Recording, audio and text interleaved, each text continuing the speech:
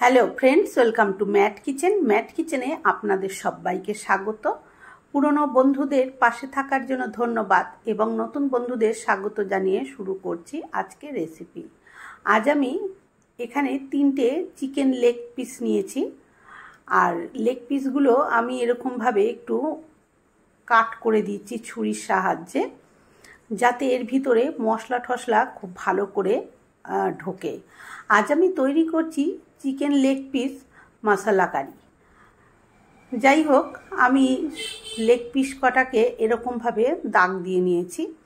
এবার এটাকে একটা অন্য জায়গায় নিয়ে নিচ্ছি। এবার আমি এটাকে খুব ভালো করে ম্যারিনেট করে নেবো। ম্যারিনেটটা কিন্তু ভীষণ ভালোভাবে করতে হবে। আমি একটু পাত্রটা চেঞ্জ করে নিলাম, কারণ ওই থালাটার মধ্যে মশলাগুলো দিলে ঠিক মতন বোঝা যাবে না বন্ধুরা, সেই জন্য। যাই হোক, আমি সবার প্রথমে দিয়ে দিয়েছি লাল লঙ্কার গুঁড়ো। এখানে আমি 1.5 টেবিল চামচ লাল লঙ্কার গুঁড়ো দিয়েছি। ঝালটা অবশ্যই নিজেরা নিজেদের পছন্দ অনুযায়ী দেবেন। আর দিয়ে দিয়েছি হলুদ গুঁড়ো 1 টেবিল চামচ, দিয়ে দিয়েছি জিরের গুঁড়ো 1 টেবিল চামচ, ধনের গুঁড়ো, আর দিলাম স্বাদ মতন লবণ। দিচ্ছি এখানে দিয়ে দিলাম 1 টেবিল চামচেরও একটু বেশি টক দই, দিয়ে দিলাম 1 টেবিল চামচ আদা রসুন বাটা, আর দিয়ে দিলাম 1 টেবিল চামচ হচ্ছে গিয়ে পেঁয়াজ বাটা। এবারে সমস্ত উপকরণ খুব ভালো করে আমি এই লেগ পিসগুলোর মধ্যে মেখে নেব। যে দাগগুলো আমি করেছিলাম ছুরি দিয়ে, মানে কাটগুলো লাগিয়েছিলাম, সেই কাটগুলোর ভিতরে এরকমভাবে আঙ্গুল ঢুকিয়ে ঢুকিয়ে মশলাগুলোকে খুব ভালো করে এইভাবে আমি লাগিয়ে দেব। তাতে কি হবে, চিকেনের ভেতর পর্যন্ত একদম মশলাটা ঢুকে যাবে, নুন মশলা সমস্ত কিছু কিন্তু ঢুকে যাবে। আর এই রকম লেগ পিসগুলো যদি কাট না লাগিয়ে এরকমভাবে রান্না করা হয়, তাহলে কিন্তু এর ভেতরে নুন মশলা কিছু সেরকম ঢোকে না। তারপরে খুব ভালো করে দেখুন আমি মশলাটাকে এইভাবে লাগিয়ে নিয়েছি। এবারে ওপর দিয়ে একটু তেল দিয়ে দেবো বন্ধুরা। আমি তেলটা প্রথমে দিতে ভুলে গেছিলাম, সেই জন্য এখানে আমি 2 চামচ মতন তেল দিয়ে আবার খুব ভালো করে এইভাবে মিশিয়ে মাখিয়ে এইভাবে আমি ঢাকা দিয়ে রেখে দেব আধ ঘন্টা মতন, যাতে সমস্ত মশলা খুব ভালো করে লেগ পিসগুলোর ভেতরে ঢুকে যায়। আধ ঘন্টা মতন পরে আমি ফিরে এলাম। এবারে একটা কড়াই বসিয়ে কড়াইতে দিয়ে দিয়েছি বেশ একটু সর্ষের তেল। অবশ্যই এটা সর্ষের তেলে করতে হবে। তেলটা ভালো মতন গরম হলে এখানে বন্ধুরা আমি পেঁয়াজ কুচি দিয়ে দিয়েছি। এই পেঁয়াজ কুচিটা ভিডিও থেকে স্কিপ হয়ে গেছে, তাই আমি দেখাতে পারিনি। খুবই ছোট ছোট করে পেঁয়াজটাকে কুচিয়ে নিয়েছিলাম। তারপরে মিনিট খানেক নাড়াচাড়া করে নেওয়ার পরে এখানে আমি পেঁয়াজ বাটা দিয়ে দিলাম। এখানে আমি 2 থেকে 2.5 টেবিল চামচ মতন পেঁয়াজ বাটাও দিয়ে দিয়েছি। পেঁয়াজ কুচিও দিয়েছি, পেঁয়াজ বাটাও দিয়েছি। আর 1 টেবিল চামচ মতন এখানে আমি আদা রসুন বাটাটা দিয়ে দিলাম। এবারে খুব ভালো করে মশলাটাকে কষিয়ে নেব, যতক্ষণ না কাঁচা আদা রসুনের গন্ধটা চলে যায় আর এই মশলা থেকে তেলটা ছাড়তে শুরু করে, ততক্ষণ পর্যন্ত এটাকে একটু ভাজা ভাজা করে নেব। এই যে দেখুন মশলা থেকে তেল কিন্তু ওপরে ভেসে উঠেছে।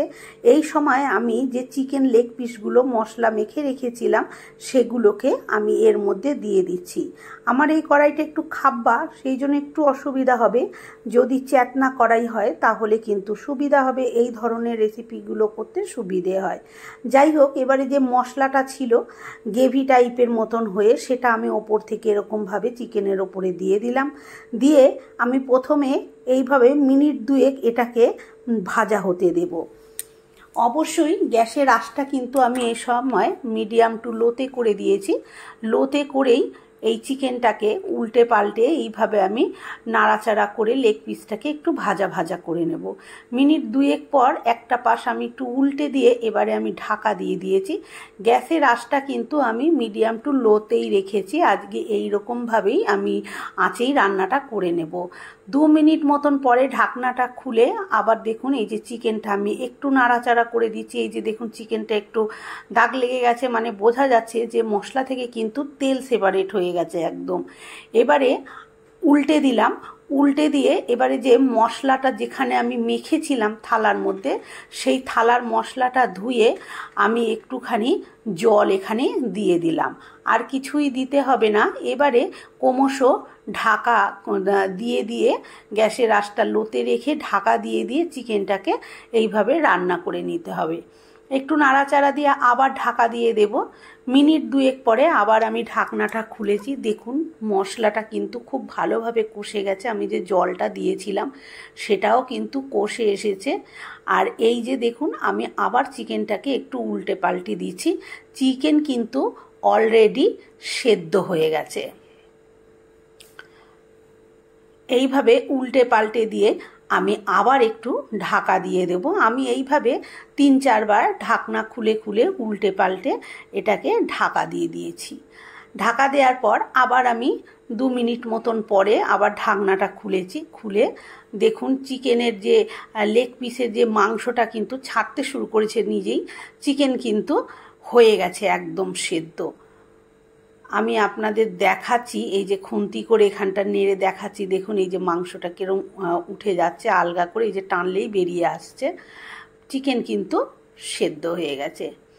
এবারে আবার একটু উল্টে দেব, দিয়ে এখানে আমি একটুখানি গরম মশলা দিয়ে দেব। আপনারা চাইলে একটু ঘি দিতে পারেন, কিন্তু আমি এখানে আর কোনো রকম ঘি ব্যবহার করছি না।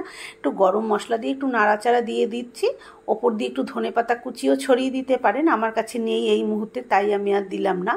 এবারে গ্যাসটা অফ করে আমি স্ট্যান্ডিং টাইমে রেখে দেব ঢাকা দিয়ে মিনিট 5। তারপরে আমি সার্ভ করে দেখাচ্ছি। ভাত, রুটি, পরোটা, নান, পোলাও সব কিছুর সাথে কিন্তু এটা অসাধারণ যায়। বন্ধুরা আমার ভিডিওটা কেমন লাগলো কমেন্ট করে অবশ্যই জানাবেন। ভালো লাগলে একটা লাইক দেবেন। আর আমার চ্যানেলে নতুন বন্ধু হয়ে থাকলে চ্যানেলটি সাবস্ক্রাইব করে নেওয়ার অনুরোধ রইল। পাশে থাকা বেল আইকনটা অবশ্যই প্রেস করবেন, কারণ আমি যখনই কোনো নিত্য নতুন রেসিপি শেয়ার করব নোটিফিকেশন পৌঁছে যাবে আপনাদের কাছে সবার আগে। আজকের মতন এই পর্যন্ত। আবার হাজির হব অন্য কোনো রেসিপির সাথে। ততক্ষণ ভালো থাকবেন, সুস্থ থাকবেন। ধন্যবাদ।